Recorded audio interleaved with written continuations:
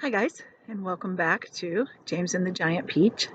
When we finished up yesterday, the James had just saved the centipede who had fallen over the edge when he was dancing, and then everybody wanted to go to sleep because they were tired. And Miss Spider wanted to go down below, and the old green grasshopper said, "I think it would be safer if we stayed up on top of the peach. That way, if anything happens, we'll be ready for it." So we are now on chapter 27. James Henry Trotter and his companions crouched close together on top of the peach as the night began closing in around them. Clouds like mountains towered high above their heads on all sides, mysterious, menacing, overwhelming. Gradually it grew darker and darker, and then a pale three-quarter moon came up over the tops of the clouds and cast an eerie light over the whole scene.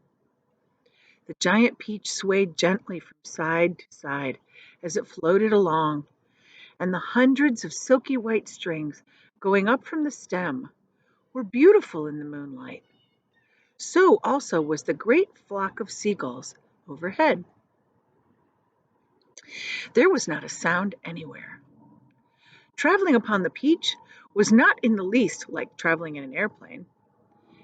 In fact, there's an airplane overhead right now. Maybe you can hear it. The airplane comes clattering and roaring through the sky, and whatever might be lurking secretly up there in the clouds goes running for cover as it approaches. That's why most people who travel in airplanes never see anything. But the peach, yes, the peach was a soft, stealthy traveler, making no noise at all as it floated along. And several times during the long, silent night ride, high up over the middle of the ocean in the middle of the night, James and his friends saw things that no one had ever seen before. Once, as they drifted silently past a massive white cloud, they saw on the top of it a group of strange, tall, wispy-looking things that were about twice the height of ordinary men. They were not easy to see at first because they were almost as white as the cloud itself. This is a picture at the bottom of this page. It's just, I think, the peach floating right here.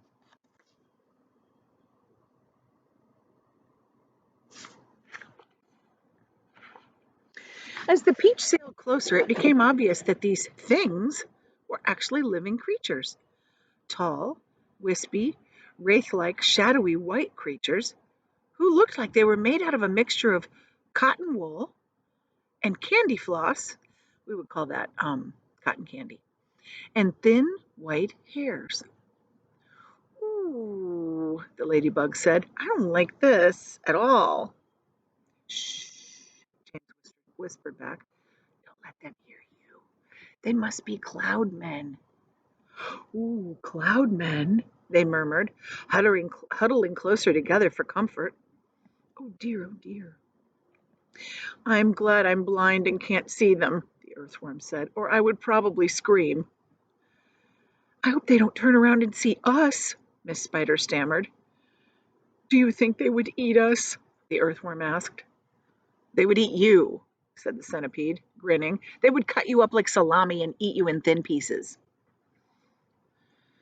The poor earthworm began to quiver all over with fright. "But what are they doing?" the old green grasshopper whispered. "I don't know," James answered softly. "Let's watch and see." The cloud men were all standing in a group, and they were doing something peculiar with their hands. First, they would reach out, all of them at once, and grab handfuls of cloud. And then they would roll these handfuls of cloud in their fingers until they turned them into what looked like large white marbles. And then they would toss the marbles to one side and quickly grab more bits of cloud and start all over again. It was very silent and very mysterious.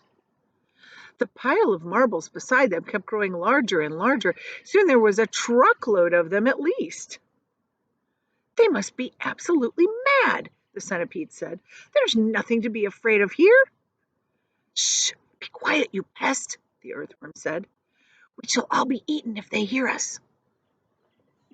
But the cloud men were much too busy with what they were doing to have noticed the great peach floating up silently behind them. Then the watchers on the peach saw one of the cloud men raising his long, wispy arms above his head, and they heard him shouting, "All right, boys, that's enough! Get the shovels!" And all the other cloud men immediately let out a strange, high-pitched whoop of joy and started jumping up and down and waving their arms in the air. And then they picked up enormous shovels and rushed over to the pile of marbles and began shoveling them as fast as they could over to the side of the cloud into space. Down they go, they chanted as they worked. Down they go, hail and snow, freezes and sneezes and noses will blow. Oh, it's hailstones, whispered James excitedly. They've been making hailstones, and now they are showering them down onto the people in the world below. Hailstones, the centipede said. That's ridiculous. This is summertime. You don't have hailstones in the summertime. They're practicing for winter, James said. I don't believe it, shouted the centipede, raising his voice. Shh, the others whispered, and James said softly, For heaven's sake, centipede, don't make so much noise. And I'm going to show you the cloud people, the cloud men, is that what they're called?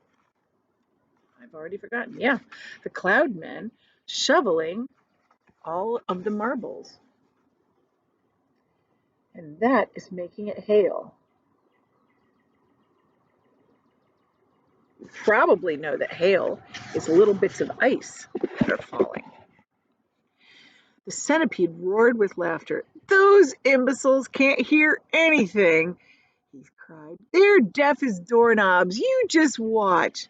And before anybody could stop him, he cupped his front feet to his mouth and was yelling, Idiots! He yelled. Nincompoops! Half-wits! Blunderheads! What on earth do you think you're doing over there? The effect was immediate. The cloud men jumped around as if they had been stung by wasps. Uh-oh, Centipede was wrong. They definitely heard. And when they saw the great golden peach floating past them, not 50 yards away in the sky, they gave a ah of surprise and dropped their shovels to the ground. And there they stood, with the moonlight streaming down all over them, absolutely motionless, like a group of tall, white, hairy statues, staring and staring at the gigantic fruit as it sailed by. The passengers on the peach, all except the centipede, sat frozen with terror, looking back at the cloud men and wondering what was going to happen next. Now you've done it, you loathsome pest, whispered the earthworm to the centipede. I'm not frightened of them, shouted the centipede, to show everyone once again that he wasn't. And he stood up to his full height and started dancing around and making insulting signs at the cloud men with all 42 of his legs. This infuriated the cloud men beyond belief. All at once, they spun around and grabbed great handfuls of hailstones and rushed to the edge of the cloud and started throwing them at the peach, shrieking with fury all the time. Ah! Ah! Look out, cried James. Quick, lie down. Lie flat on the deck. It was lucky they did. A large hailstone can hurt you as much as a rock or a lump of lead if it's thrown hard enough. And oh my goodness, how those cloudmen could throw! The hailstones came whizzing through the air like bullets from a machine gun. And James could hear them smashing against the side of the peach and burying themselves in the peach flesh with horrible squelching noises. Plop, plop, plop, plop, plop, and then ping, ping, ping, ping, ping, as they bounced off poor Ladybug's shell because she couldn't lie as flat as the others. She has the curved shell. And then crack, as one of them hit the centipede right on the nose, and crack again as another one hit him somewhere else. Ow! He cried. Ow! Stop, stop, stop! But the cloud men had no intention of stopping.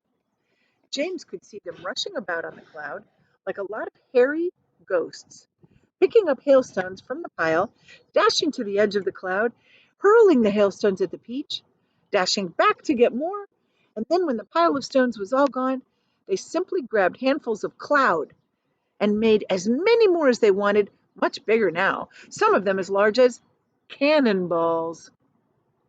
Quickly, cried James, down the tunnel or we'll all be wiped out. There was a rush for the tunnel entrance, and half a minute later, everyone was safely downstairs, inside the Stone of the Peach, trembling with fright and listening to the noise of the hailstones as they came crashing against the side of the peach. I'm a wreck, groaned the centipede. I'm wounded all over. It serves you right, said the earthworm. Would somebody kindly look and see if my shell is cracked? The ladybug said. Give us some light, shouted the old green grasshopper. I can't, wailed the glowworm. They broke my light bulb. Then put in another one, the centipede said. Be quiet a moment, said James. Listen. I do believe they're not hitting us anymore. They all stopped talking and listened. Yes, the noise had ceased. The hailstones were no longer smashing against the peach. We've left them behind. The seagulls must have pulled us out of danger. Hooray, let's go up and see. Cautiously, with James going first, they all climbed back up the tunnel. James poked his head out and looked around. It's all clear, he called. I can't see them anywhere.